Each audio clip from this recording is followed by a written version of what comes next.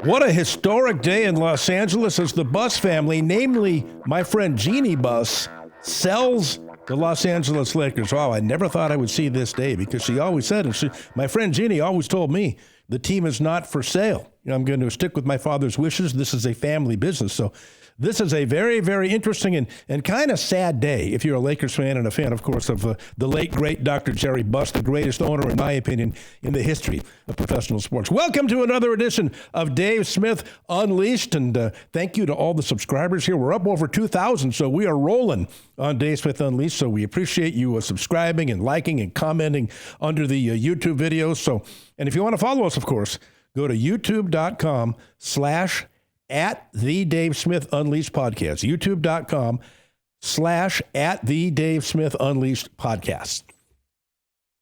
Of course, big shout out to our sponsor, MTS Transportation at 800-640-6873 for reliable, on-time delivery, compliance you can count on, round-the-clock support, superior communication, experienced logistics partners, and mention the Dave Smith Unleashed podcast and get 20% off on your next shipment. So for all your shipping, freight, and trucking needs, go to nobody else but MTS Transportation at 800-640-6873. And speaking of MTS Transportation, our great sponsor is providing us with 4 tickets to the Dodgers-White Sox game coming up on July 2nd.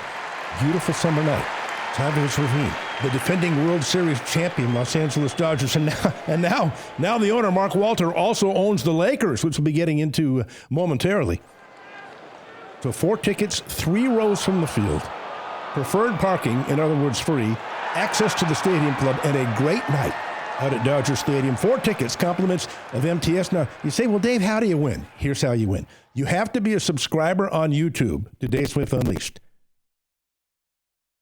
Then you have to give us a like, and also comment on the YouTube comment section under one of the episodes. So if you comment under the episode, if you hit the like button, and if you're a subscriber, we're going to pick the winner coming up in about a week or so, and you're going to the Dodgers-White Sox game on July 2nd, courtesy of MTS Transportation. All right. Wow. This kind of threw me for a loop today. I had no idea. Now, I haven't spoken to Jeanie in a while, but we were at one time good friends, and I hosted the Jeanie Buss show once a week when I was doing local radio in L.A. Jeanie and Kurt Rambis would come into the studio once a week, and sometimes we'd go out and do live remote broadcasts, and love doing it. Salt of the earth. You never meet a nicer person in your life than Jeanie. And boy, she always said, this is my father's dream. The Lakers are not for sale. This is a family business. And for the time being, at least, I will continue to own the team. Well, times have changed. Word came in today that the Lakers have been sold to Mark Walter, who is the owner of the Los Angeles Dodgers. He's part of Guggenheim Partners. He owns a TWG Global as well. And they say his net worth is $6.1 billion. But you don't let that fool you. The Guggenheim Partners' net worth is $325 billion, and TWG Global is worth about the same. So he might individually be worth the $6.1 billion, but he certainly can afford the asking price. And how about this? I was right all along, wasn't I? I've said many times on my radio show and on this podcast that if the Lakers ever went up for sale, they'd get at least $10 billion. And again, this proves that the Forbes evaluations and the CNBC evaluations are always wildly inaccurate and wildly undervalued. I mean, anything they say, you should just about double. They said the Lakers were worth 5 last year, and the latest Forbes evaluation, they had them at 7 about a month or 2 ago, which was, again, wildly inaccurate. And in my opinion, Jeanie probably could have gotten a lot more had she opened this up to bidding. I think it could have gone to 11, 12, maybe 15. If you get people bidding against each other, that's how you drive the price up. You get somebody who really wants the team. You get somebody like Steve Ballmer. Remember, the Clippers were valued at about $600 million when and they were taking bids to buy the team. And he made a bid, and he was going up against some people, and he finally said to his lawyers and his accountants, "Screw this. Come on, offer him $2 billion and let's be done with it." So, and that was. Everybody thought he was nuts offering $2 billion for the Clippers when they weren't even worth $1 billion. But, that's what rich guys do with FU money. They say, yeah, screw it. I don't want to get involved in this bidding process. I don't want to waste my time here. Offer him $2 billion and let's be done with it. And that's what he did. He did the same thing with the Forum across the street. Remember, he decided he was going to build his beautiful Intuit Dome right across the street from the Forum for the Clippers to play their home games. But the Forum was then owned by James Dolan of Madison Square Garden and the New York Knicks. And he was putting up a big fight. He was claiming territorial privilege and saying, well, I don't want this Intuit Dome right next to me. It's going to take away events. It's going to take away concerts. It's competition directly across the street. And he was going to fight him on it, even though the city of Inglewood green-lighted the Intuit Dome and they wanted it built there and they wanted Steve Ballmer. So what did Ballmer do? Well, he got in touch with his people and he said, hey, listen, I don't want to fight. I don't want a 10-year fight in the courts over this. I don't want the headache. Just offer him $400 million. And that's about 3 times what it was worth. Their highest. So he offered him $400 million and he closed the deal the same day. See, again, when you have FU money, screw the lawyers and screw the process. This is going to be a pain in my ass. Just give them what they want and let's be done with it. Make the deal. See, that's what a guy like Steve Ballmer does. And he's the richest owner in the NBA, by the way, by a long shot. He's worth $118 billion. And next on the list is 32. The Adelson family from Las Vegas that bought the Dallas Mavericks last year. So Steve Ballmer can buy and sell everybody in the National Basketball Association. So evidently, from what I'm reading here, Jeanie and the Buss family are retaining a minority stake.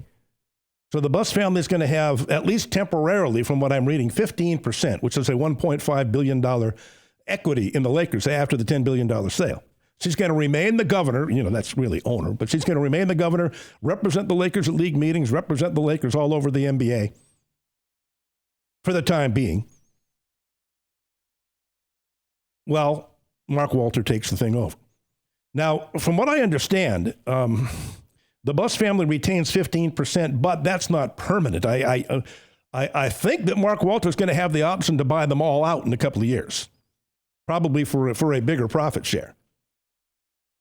But this is some day-to-day, and this is some move, isn't it? Now, when Dr. Buss passed away in 2013, he put it in his will. Now, I have this on good authority. He put it in his will that Jeanie and all the other brothers and sisters got 11% each. So it was divided up 6 ways times 11%. So they all got 11%, 66% of the franchise.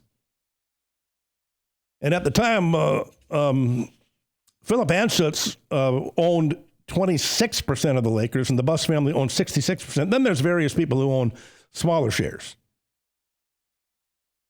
Well, Philip Anschutz sold his 26% to Mark Walter in 2021, 4 years ago. So he became the minority owner. And then when he did buy that 26% share, he got Jeanie and the Lakers to agree to a right of first refusal. Now, what that means is if they ever do decide to sell, he gets to buy the team first. He's first in line and has a right of first refusal, which is good. I mean, they still got their $10 billion, but I think if they opened it up to bidding, I think it would have gone for a lot more than 10. When you have people bidding against each other, you get a Steve Ballmer situation.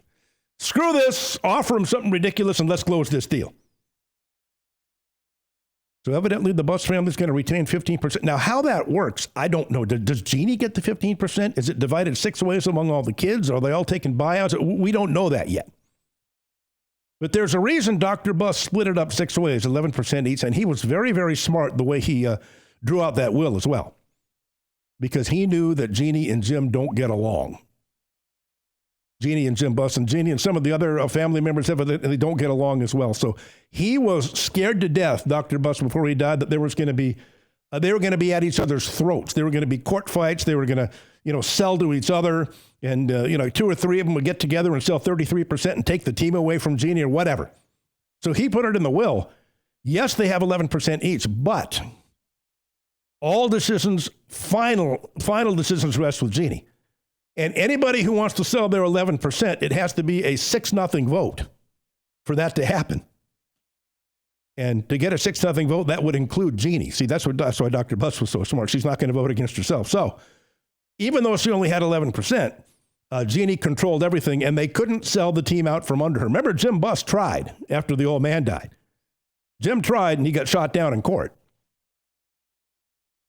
So she was a long-time employee. She worked for her father for 40 years, and Dr. Buss trusted her to get the job done. He didn't trust his other kids because he thought they might try and get together and pirate the team away from her. And the last thing he wanted was a court fight and a family fight. So he set up his will in a way that couldn't happen. Boy, speaking of Dr. Buss, wow, you talk about a good deal. He bought the Lakers for $67 million in 1979. 67 winds up selling for $10 billion. Not bad. And it's an interesting story on how Dr. Buss bought the team. He didn't quite have the $67 million. He was a rich guy, by 1979 standards. And he almost had all of it, but he didn't have all the money he needed to close this deal. So from what I understand, Dr. Buss went to the Bank of Beverly Hills on a Sunday morning when it was closed and met with the people in charge there, met with the bankers, met with the loan officers. And he called Donald T. Sterling, who was a buddy of his in the real estate business in Los Angeles. So Donald Sterling shows up to the Bank of Beverly Hills in his pajamas, a robe, and slippers on a Sunday morning into the conference room. Because Dr. Buss needed a little more cash. So the president of the Bank of Beverly Hills looks at Donald T. Sterling and says, "You good for this? You going to cover him?" He says, "Absolutely, yes. I'm good for it." So they closed the deal, and Dr. Buss got his loan, and he bought the Lakers. And then after that happened, they went back to, I think it was Pick Fair, Dr. Buss's house in Beverly Hills. And Donald T. Sterling opened up his real estate portfolio book and was flipping pages around, and he said, "I'll take this one, I'll take this one, I'll take this one." And he made Dr. Buss sign over a bunch of expensive properties to him because he was backing his loan. That was the collateral Donald Sterling needed. And buying it from Jack Kent Cooke. Remember, Jack Kent Cooke owned the Lakers at the time, and he also owned the Washington Redskins. And he was a real piece of work, a stubborn old SOB if there ever was one. So they were talking to Dr. Buss about selling the team because Jack Kent Cooke needed to sell the team because he was going through a divorce, and it was the largest divorce in the history of California at the time. He had to fork over $42 million to the wife. She was a lot younger than him. So he decided it was time to sell. So he brings in Dr. Buss, who was a big Lakers fan, real estate guy, party guy, and Jack Kent Cooke knew him well in the LA scene. And they agreed to sell the Lakers. He didn't want the Kings. He knew nothing about hockey. So then when they were about to close the deal, Jack Kent Cooke said, "Well, Jerry, I don't really want these Kings. You're going to have to buy them too." So, okay, all right, I'll buy the Kings. So it was always something. He wanted him to buy something else. He wanted to unload something, always at the last minute. And then one time, they're about to sign the contracts, and he says, "Jerry, I got a cattle ranch up in Montana, but I'm trying to unload. I just don't need it anymore. You're going to have to take that too." So he didn't know cattle from a hole in the wall, Dr. Buss, even though he was from Wyoming. So he had to buy the cattle ranch. It was more and more and more by Jack Kent Cooke. Finally, the deal got done. And I tell you what a great day for fans of Los Angeles sports and fans of the Los Angeles Lakers as Dr. Jerry Buss took over in 1979. In my opinion, the greatest owner in the history of professional sports. Remember, as a kid, before he bought the team, my dad used to take me to Lakers games. And it was fun, They turned all the lights down and lit up the court right before the game, and there was some organ music playing, kind of like at a baseball game, the old-fashioned organ music. And it was okay. It was a lot of fun watching the Lakers. Well, but after Dr. Buss bought the team, my goodness, the Laker girls were out there dancing. They had the USC band playing. They played rock and roll music during breaks in the action. And the celebrities and the beautiful people were all there filling up the good seats. It was unbelievable, the change that Dr. Buss brought in. He was a visionary. He knew how to market. He knew how to promote. He also got lucky because he already had Kareem, arguably the greatest player in the history of the NBA. And he was, because of Bill Sharman's great move, he was sitting on the first pick in the NBA draft in 1979 and took Irvin Magic Johnson. And then because of another great move by Bill Sharman, who was the general manager at the time, the Lakers had the first pick again in the 82 draft and took James Worthy, the core of Showtime. Bill Sharman doesn't get enough credit. Now, nothing against Jerry West, who was great and who built the Kobe Shaq Lakers, and he gets all the credit in the world for that. And maybe the most important Laker of all time as a Hall of Fame player and a Hall of Fame executive. But he did not build the Showtime Lakers. I read that all the time. Jerry West built the Showtime Lakers. No, he didn't. After he retired in 1975, he sued the Lakers and he was out of the organization. There were some bitter times between he and Jack Kent Cooke. Bill Sharman was the general manager who made the trade for Magic Johnson. Bill Sharman was the general manager who made the trade for Kareem Abdul-Jabbar. Bill Sharman was the general manager who traded Don Ford for a future first-round draft pick in Cleveland that turned out to be James Worthy. Fantastic. So when Dr. Buss bought the Lakers, he already had Kareem and he already had Magic. And they win a championship in Magic's rookie year, and then James Worthy sitting there like a plum ripe apple on a tree, ready to be picked off with the number one pick thanks to Bill Sharman. And then the rest was history, wasn't it? Fantastic stuff. Boy, and I can't even, I mean, as a lifelong Lakers fan, you know, when I was a little guy, before Dr. Buss owned the team, you know, I actually remember Wilt back in the day, when I think it's one of my first memories of the Lakers. And Jerry West when he retired, and just fantastic stuff. But boy, when Dr. Buss took over, those Showtime Lakers, there's never been any time in Los Angeles, in my opinion, close to the Showtime Lakers with any sports franchise. Well, maybe the LA T-Birds, you know, little Ralphie Valadares, where they won 18 championships. The greatest athlete in the history of LA sports. But other than the Los Angeles Thunderbirds, there's never been a time like the Showtime Lakers. Kareem, Magic, and Worthy. Wow. Fast break, up and down, 5 world championships in the 80s, and it should have been more. They should have won in 84, that giveaway to the Boston Celtics. Oh, the Gerald Henderson play. And Magic missing 2 free throws in Game 4 and throwing the ball away and running out the clock in Game 2. Oh, God. The only time in Magic's career where he was awful in a final series and cost his team a championship. And, you know, he says that himself. When you see documentaries, and I've had Magic on my show a couple of times and over the years, and he talked about it.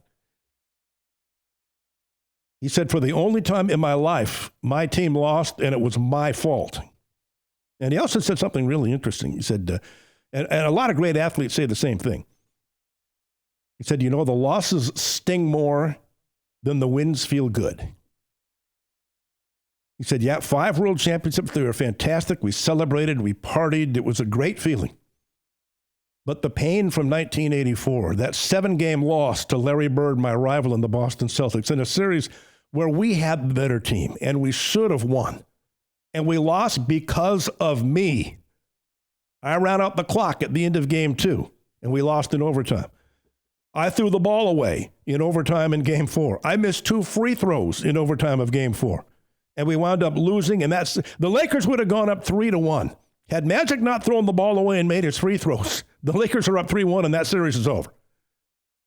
Oh, and he said the pain of that one, all my championships combined, the joy doesn't equal the pain from that loss in 84. So this is why he's type A, and this is why he's a great player. And in my opinion, and I argue with people about this all the time, they say, Dave, who's the greatest NBA player of all time? Now, I think there's a select group of guys, if you say they're the greatest player of all time, I'm not going to argue with you. You can make a great case. Kareem Abdul-Jabbar, Wilt Chamberlain, Larry Bird, Magic Johnson, Bill Russell, Michael Jordan, of course. I think those 6, you can make a case for any one of them being the greatest player of all time. And you're not going to get an argument from me. Now, in my opinion, Magic Johnson's the greatest player in the history of the NBA. He's the best player I've ever seen in his prime. Unbelievable. A 6'9" point guard who completely controlled the game. The greatest passer I've ever seen. The smartest player with the best court sense of any player I've ever seen. Him and Larry Bird. I know most people say Jordan, and I'm not going to argue with you about Michael Jordan's greatness. And yeah, Jordan went 6-0 in the finals, but I tell you one thing. And I'll die on this hill. If Michael Jordan's Bulls played in the 80s, I don't think they would have won 1 championship. Because the 90s was a much weaker era than the 80s. And you look at the teams the Bulls played in the finals, they were heavily favored in every series. I think they lose to the Showtime Lakers teams. I think they lose to the Boston Celtics, the great teams with Larry Bird. And they did lose to the bad boy Pistons when they were still young in 89 and 90. So, yeah, Magic Johnson, in my opinion, is the greatest player in the history of the NBA. Now, granted, I'm prejudiced. I'm a Lakers fan. I watched probably every game he ever played with the Lakers growing up. Loved him. And I watched him a lot more than I watched Jordan. And, I never saw Bill Russell. I never really saw Wilt. Saw a lot of Larry Bird, not too much because he played on the East Coast with the Boston Celtics.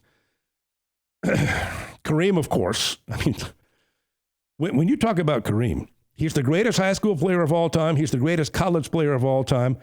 And up until a year or two ago, he was the NBA's all-time leading scorer. And what was it, a 6-time MVP and a 6-time world champion?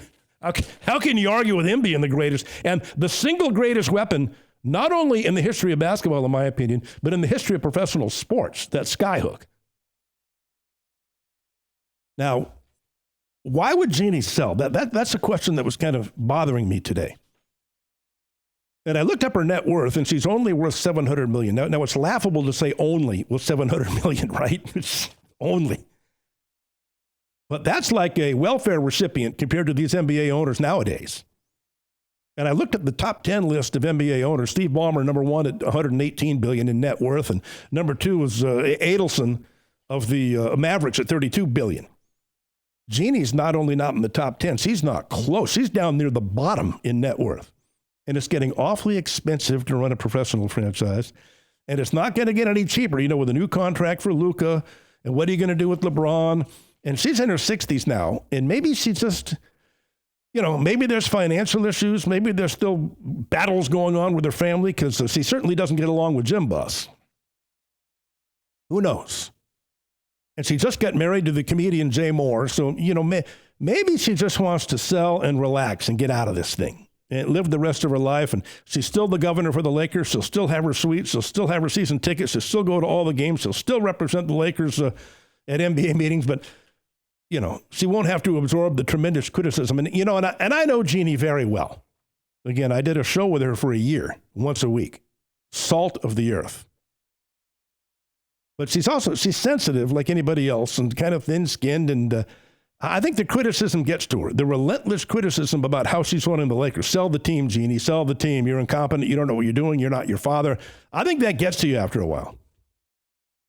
And I'll tell you one thing. One of the single nicest things anybody's ever done to me. We were in the middle of doing that Jeanie Buss show that I hosted once a week with her.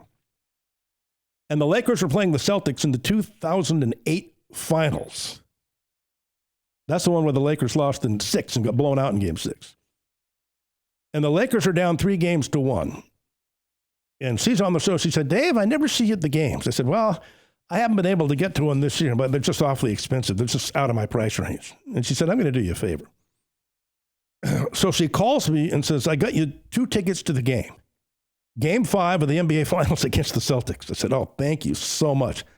And it included dinner in the Forum Club. When I got to the tickets, it was second row behind the press table, right behind the Lakers bench. I said, oh my God, Jeanie, thank you. And what they were Rob Lowe's season tickets, and he couldn't go to the game that night. She gave me his tickets. That's one of the nicest things anybody's ever done for me, which is why I love Jeanie Buss. Well, but what a day. The Buss family no longer owns the Lakers. And I think we'll probably learn more about this as time goes on, about what the financial ramifications were, why she really sold. Is she in any kind of financial trouble? Or maybe the fact is that it's so expensive to run an NBA team nowadays, and she's in the lower echelon as far as net worth goes. And it's very difficult for family ownership and single ownership these days to run a professional sports franchise. Maybe she just felt that Mark Walter was the right guy. He's got unlimited resources. Look at the way he spends money with the Dodgers. Unlimited resources, and they've already won 2 World Series. And who knows, they can win another one this year. And with his involvement with Guggenheim Partners, who are worth $325 billion, TWG Global, who is worth multiple billions of dollars as well, and his own net worth is $6 billion. I think the Lakers are in good hands here. So maybe that's what Jeanie was looking at. You know what? I'm in my mid-60s now. I think it might be time for me to go. I don't know if I can financially keep up or compete anymore in this era of multi-billionaire corporate ownership. Maybe it's time for me to sell. I'd like to stay involved, and I can still be the governor, and I can still go to league meetings, and I can still be a presence, and I'm still involved with the team. I still have a 15% ownership stake. So I'm sad to see the Buss family go, but I think this is the right move. I think they're going into good hands here with Mark Walter. He's done a fantastic job with the Dodgers. So we will see. Now we're gonna continue this with part 2 and maybe a part 3 coming up in the next week, because we need a lot more time to finish up this situation. We're going to have the great Steve Hartman on coming up on part 2 on Dave Smith Unleashed, because, boy, there is nobody who knows the history of the Lakers more than one of the loose cannons, the great Steve Homer Hartman. And if anybody would know if there were financial problems with the Lakers, what the real reason is that Jeanie Buss and the family sold the team, and why this was done, and is it a good move to sell it to Mark Walters, Steve Hartman would know. So that's going to be coming up on part 2 here in the next couple of days on Dave Smith Unleashed. And, of course, thanks to MTS Transportation at 800-640-6873, our great sponsor for reliable on-time delivery, compliance you can count on, round-the-clock support, superior communication, experienced logistics partners, and mention the Dave Smith Unleashed podcast and get 20% off on your next shipment. MTS Transportation for all your transportation, freight, and shipping needs at 800-640-6873. And don't forget about the Dodger giveaway. Speaking of Mark Walter, who now owns the Dodgers and the Lakers, courtesy of MTS Transportation, we've got 4 seats to the Dodgers-White Sox game on July 2nd. 3 rows from the field. Parking passes, access to the Stadium Club, and a beautiful summer night out there at Dodger Stadium, seeing the defending world champions play. Who knows? Maybe Shohei Ohtani will pitch that night. I don't know what the rotation is. Maybe he'll be pitching on July 2nd, so you can see him hit a home run and throw a shutout. So that'll be a great night. But here's how you win. We're going to have a drawing here in the next week. You have to be a subscriber to Dave Smith Unleashed. And to subscribe, you go to youtube.com/@the-Dave-Smith-Unleashed-podcast. youtube.com/@the-Dave-Smith-Unleashed-podcast.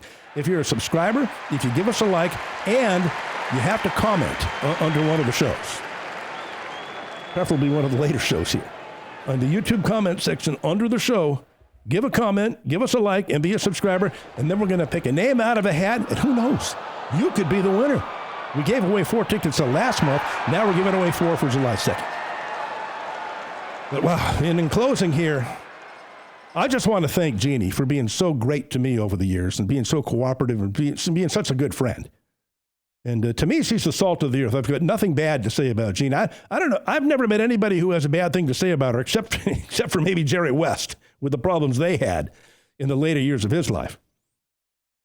But whatever their problems were, I've always really loved Jeanie, and she's been a good friend to me, and I thought she was a really good owner picking up the medal. Those were big shoes to fill.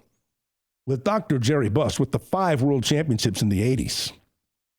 You know, and then the 5 more in the Shaq Kobe era, 10. And, you know, she got another one in 2020. Granted, it was the COVID year, the lockdown year when everybody was playing in the same arena, but it's still a world championship and it's still up a banner hanging from the rafters. So, again, congratulations, Jeanie. I think you made the right move here. If indeed it was time to sell, if you were tired of this, if you wanted to enjoy married life and enjoy your golden years here with your new husband, I don't think you could have picked a better guy than Mark Walter here, the owner of the Dodgers. And you talk about deep pockets with the Guggenheim Partners and TWG Global. You know what? I think this is going to work. And she's still involved with the team, and she still owns 15%. So I think this is a win-win all around. What do you think, Lakers fans? Hit me up on Twitter @DaveSportsGod, @DaveSportsGod. Let me know what you think. Hit me up in the comment section underneath this episode as well on youtube.com/@the-Dave-Smith-Unleashed-podcast. And I'm always tweeting. If you want to know when the next episode is going to be posted, what the next episode is going to be, what the topics are going to be, always follow me on Twitter @DaveSportsGod. Okay, that's it for us. Part 1 of the Lakers being sold. We got part 2 and maybe a part 3 coming up, because this is such a huge story. We really need to talk about this and talk about our memories. So we'll talk to you next time right here on Dave Smith Unleashed.